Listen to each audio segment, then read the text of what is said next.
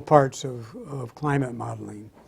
In fact, some people call the more advanced versions Earth system models rather than climate models, because they can do a lot more than just the climate. And in the early days, we had small teams of researchers and staff.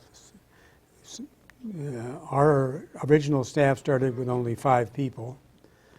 And now, when you go over to the, including all of these features, including ice sheet modeling, biochemical cycles, interactive vegetation, dust, and other aerosols, we interact with a community of over 400 scientists and programming scientists.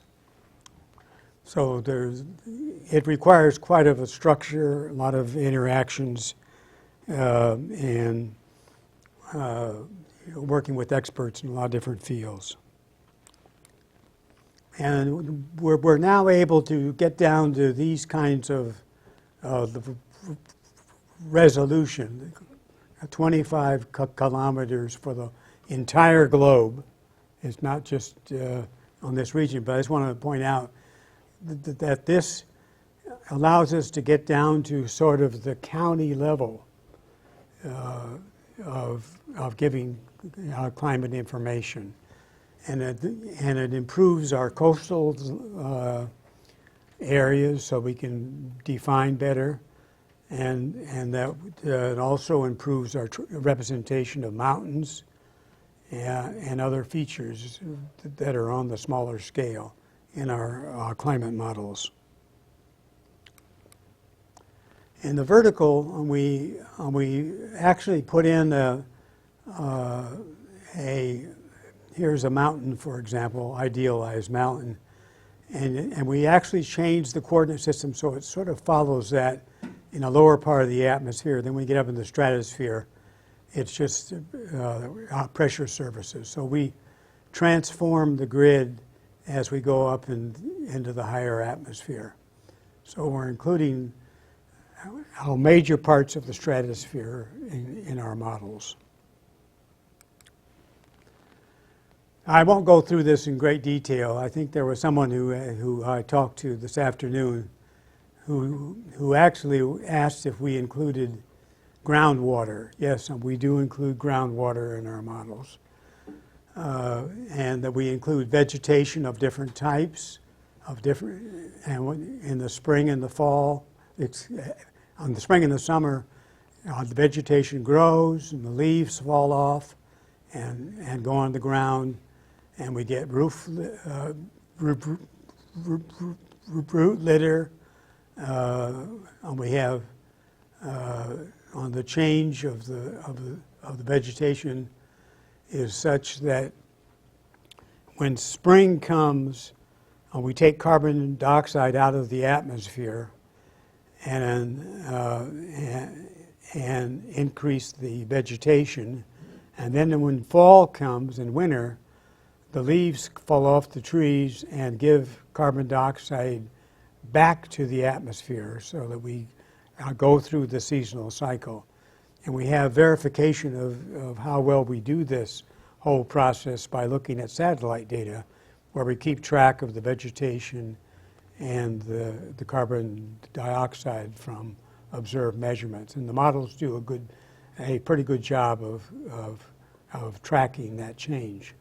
Now, where we still don't really take into account on detail is when if you have the Amazon Valley, for example, and we know there's a lot of deforestation, that we still haven't gotten very good models that follow how man is treating the vegetation and how mankind is cutting down trees and some places growing new trees. So I think that we have to still rely on using measurements of some of these things rather than build it into our equations. Here's a very high resolution 10-kilometer global model, and you're seeing the eddies along the equator, and you're seeing the Gulf Stream over here, and you're seeing the Kuroshio current over here, and this whole pattern shifts from winter to summer. This is summer now, southern hemisphere, and then spring comes and it warms up the ocean in the summertime. And we get the flow going through the various straits in between the Indian Ocean, or the Pacific Ocean and the Indian Ocean. And we get eddies going around South Africa, shedding off eddies that go into the Atlantic. And if you look over here, you can see small eddies virtually everywhere. We call these ubiquitous eddies, and very complex circulation. So that we think that our ocean models are doing a lot better than what we had to deal with 10 or 15 or 20 years ago. We're able to simulate a lot of the observed current system in the world's oceans.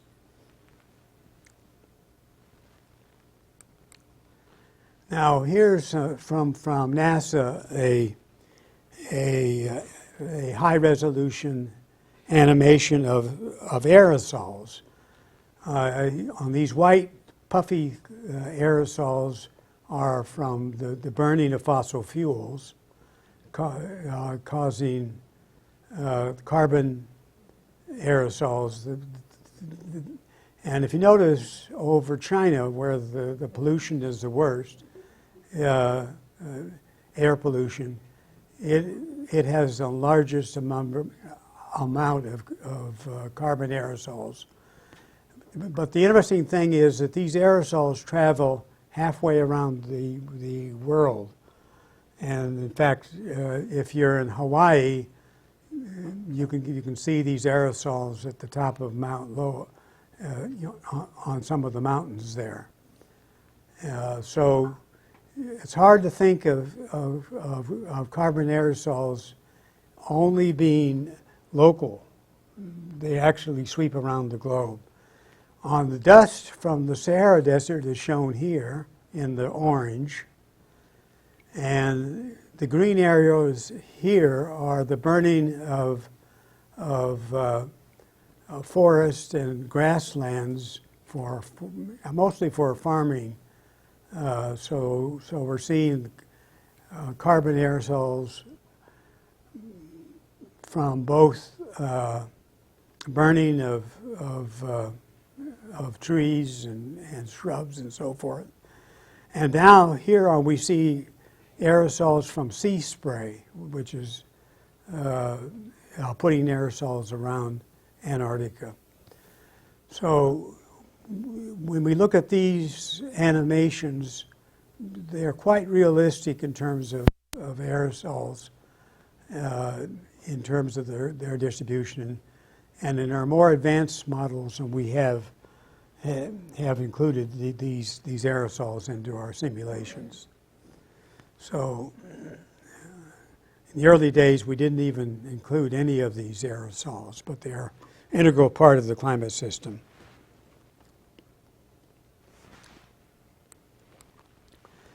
And if we follow not doing anything about the carbon dioxide, but just assume business as usual, this is how the climate is likely to look at the end of the century.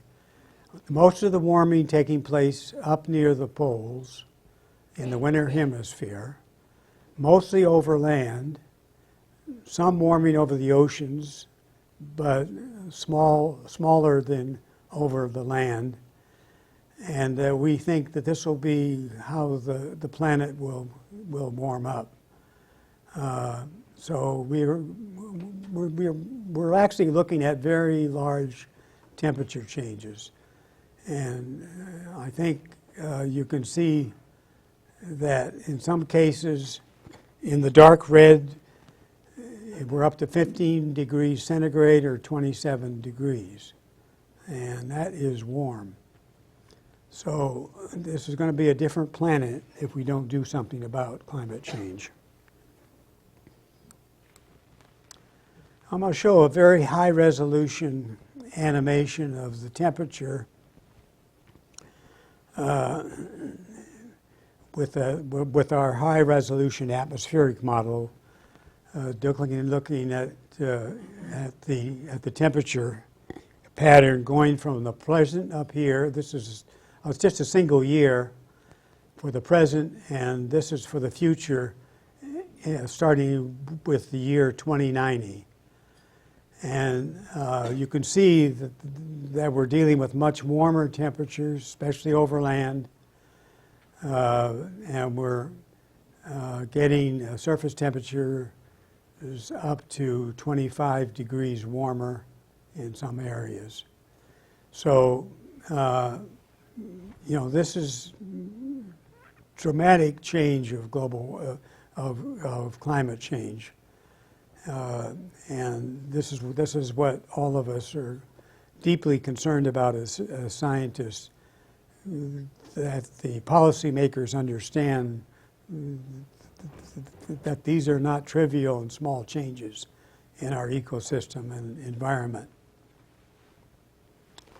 And just to give you some idea of what causes these changes, I'm going to show you a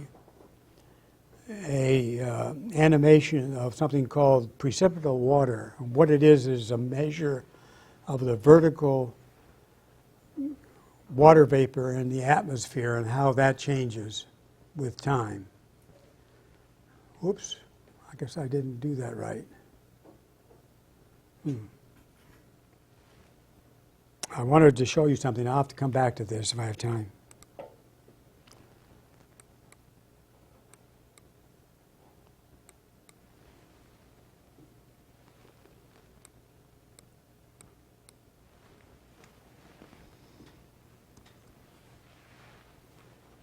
Here we go.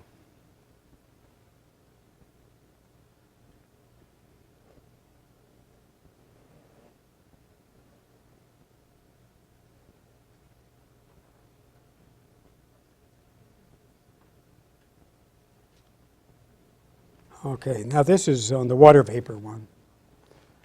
This is the present right here. And down here is the future. Now what happens is when you increase the water vapor or the ocean temperature, it increases on the water vapor because you get more evaporation and more storm intensity. Now the things I want you to kind of concentrate on as we move from March into June and July is that we form more severe tropical storms, which you may not want to hear in terms of Florida. But I think the biggest storms actually arrive in the later summer months, as you would expect. Now you can see already on the amount of water vapor is much higher in the year 2090 than 1990. Now you can see very strong circulations. You can see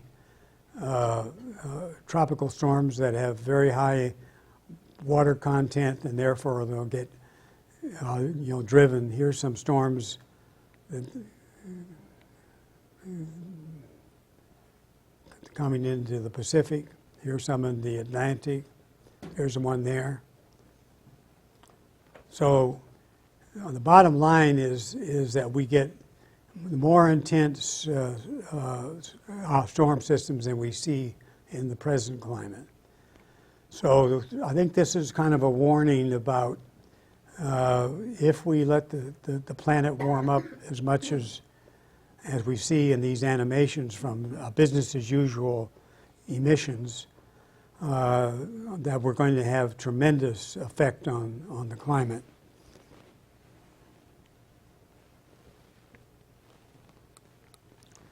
And here's a comparison of the storm tracks. And here's observations here, and this is from the model.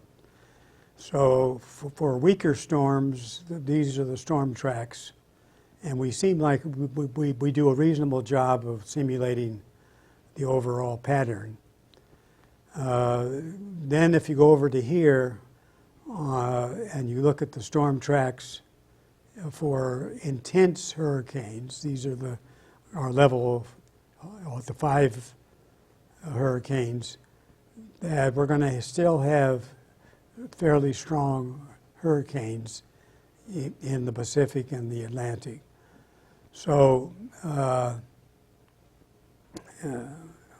we're not saying that the intensity will change, on number of storms are going to change, but the early indications from our modeling studies is that the storms would be actually stronger, just because there's more water vapor in the atmosphere. Here's the El Niños in our model. It looks like our model, here's the observations here, and this is on the model generated. And it looks like that our model has a tendency to generate too strong of El Niños, but it's close. In the early days, we weren't able to get El Niños at all, and now we can get a reasonable simulation of the El Niños pattern. These are El Niños in the red. La Niñas are in the blue. So now this shows the simulation of the, we haven't actually put this into our climate models yet, but it's a standalone glacier model. On the left is the observations of the stream, of the ice stream modes, where you get relatively fast-moving currents of glacier ice. And over here, we've carried out simulations, and we're getting pretty close to representing the observed the patterns of ice flow over Greenland. And I think that this is, we're generating similar patterns for Antarctic glacier flows, so that we'll be able to couple these with our future climate models. Now, a little bit about my background. I grew up in Portland, Oregon. I was always interested in science when I was young. One of my prized possessions was a library card when I was about 9 or 10 years old, and going to the library and being able to pick out books of famous scientists, and I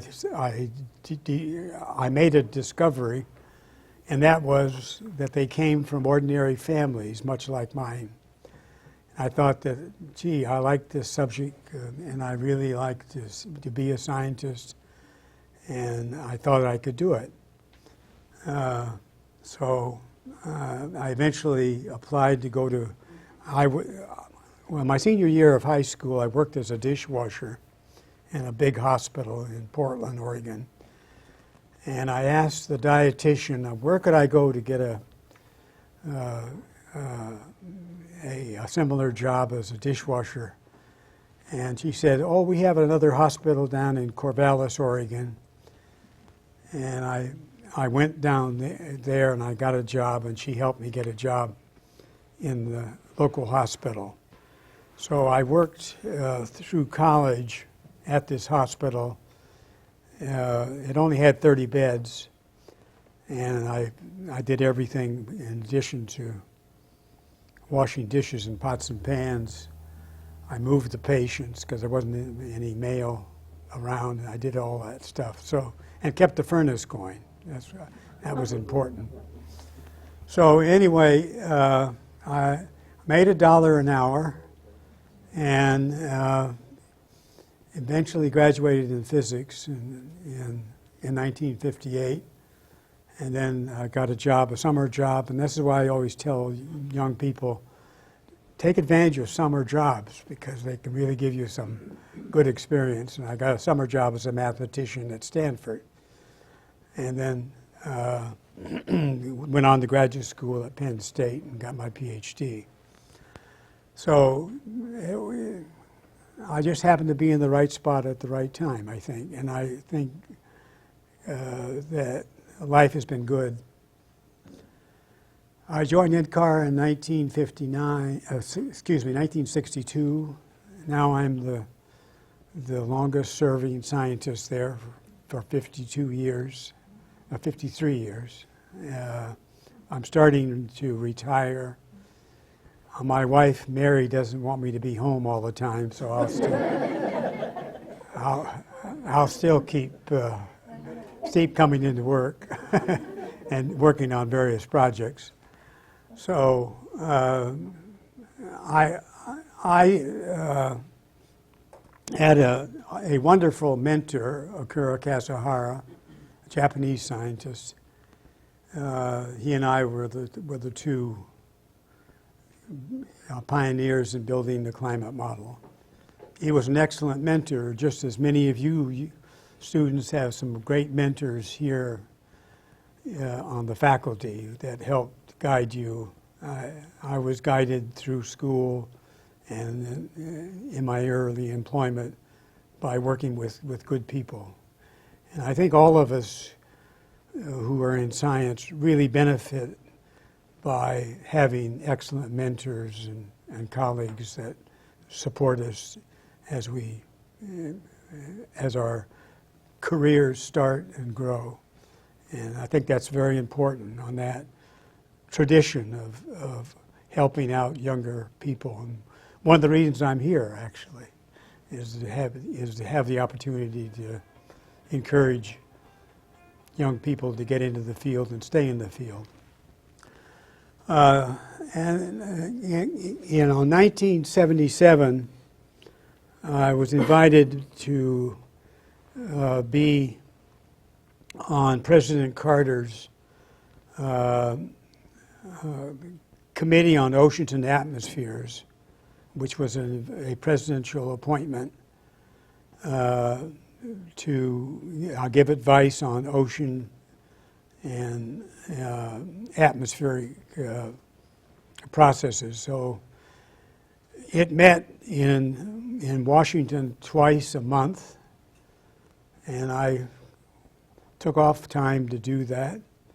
But it was a great experience. And then when President Carter left office, he reappointed me for another 6-year term. I served under President Reagan. And I also